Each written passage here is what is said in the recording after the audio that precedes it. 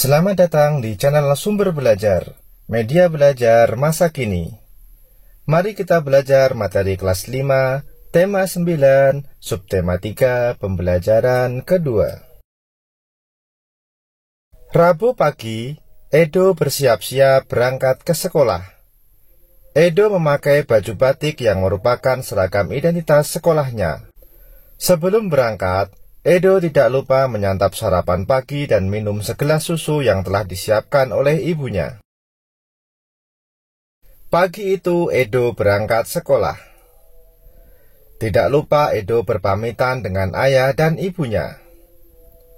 Sesampai di sekolah, Edo belajar mengenai iklan. Edo dan teman-teman mengamati sebuah iklan dari selebaran yang dibawa oleh ibu guru.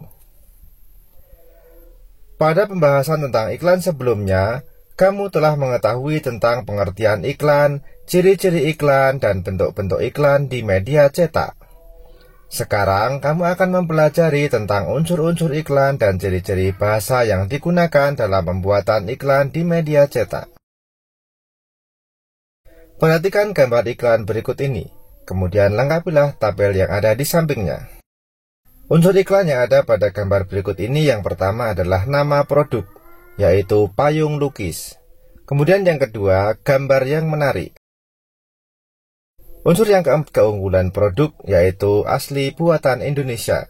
Dan yang kelima adalah alamat pengiklan, yaitu dari Tasikmalaya, Jawa Barat. Sobat Sumber Belajar, agar dapat menarik perhatian khalayak, iklan dalam media cetak memiliki ciri-ciri bahasa sebagai berikut. Yang pertama, menggunakan bahasa yang singkat, padat, dan jelas. Yang kedua, menggunakan bahasa yang memikat dan memiliki daya sugesti. Yang ketiga, menggunakan kata konotasi positif. Dan yang keempat, isinya bersifat objektif, jujur, singkat, jelas, dan menarik. Sobat Sumber Belajar, perhatikan iklan berikut ini. Sebutkan unsur-unsur yang terdapat dalam iklan di atas. Unsur-unsurnya adalah nama produk, gambar, kalimat iklan, dan nomor telepon pengiklan.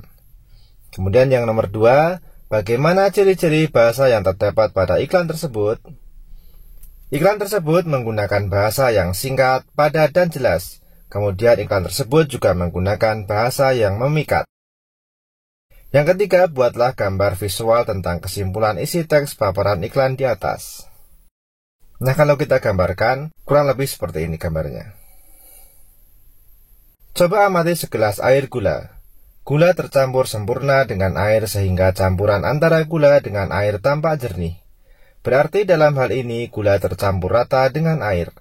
Termasuk campuran apakah peristiwa ini? Berikan penjelasannya. Campuran gula dengan air termasuk campuran homogen, karena keduanya tercampur secara sempurna dan tidak dapat dipisahkan lagi.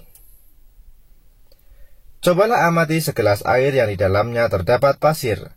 Apakah pasir dapat larut dengan sempurna sehingga larutan terlihat jernih? Tentu tidak, bukan? Termasuk campuran apakah peristiwa ini? Campuran air dengan pasir termasuk campuran heterogen, karena keduanya tidak dapat tercampur secara sempurna.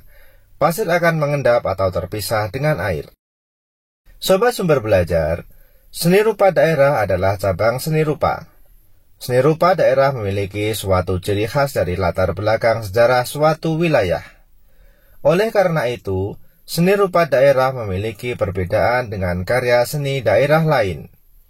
Karya seni rupa daerah dipengaruhi oleh corak seni tradisional.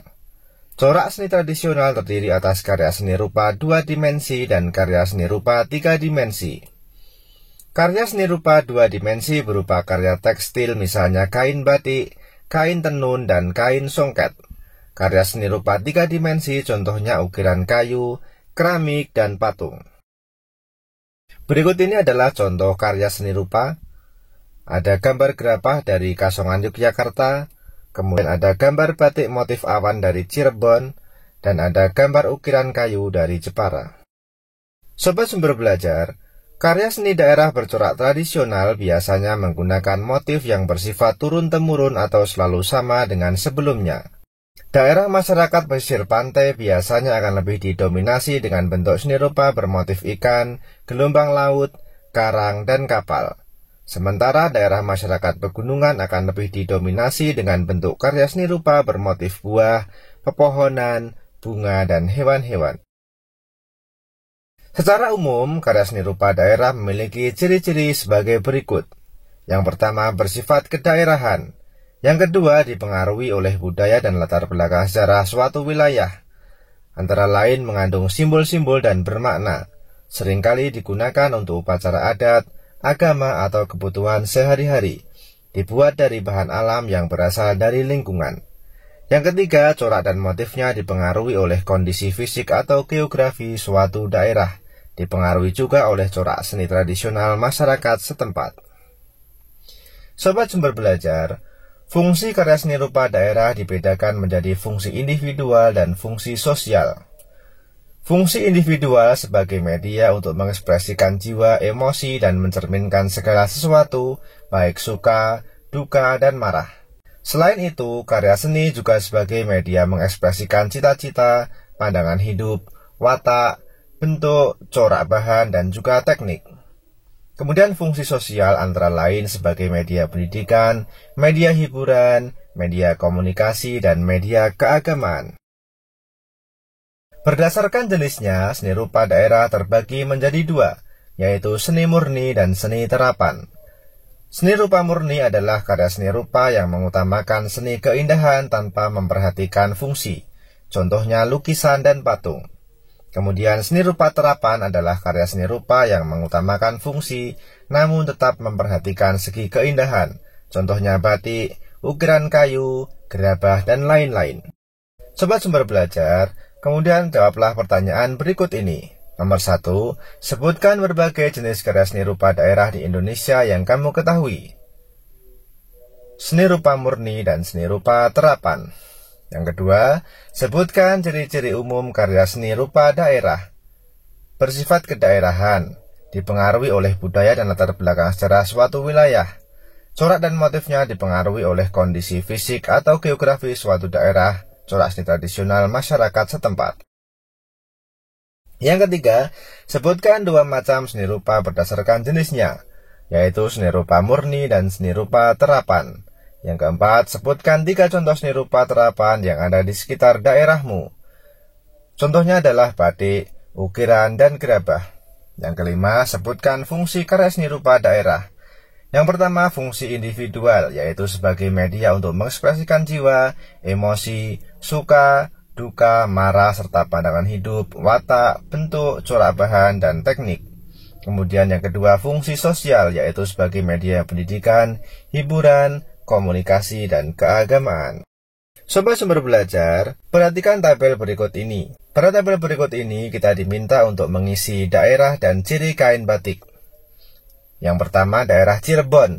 Cirinya mempunyai motif batik pesisiran dan keraton. Kemudian yang kedua, Madura. Cirinya karakter kuat, warna cenderung berani, misalnya merah, hijau muda, dan kuning. Yang ketiga, daerah Semarang.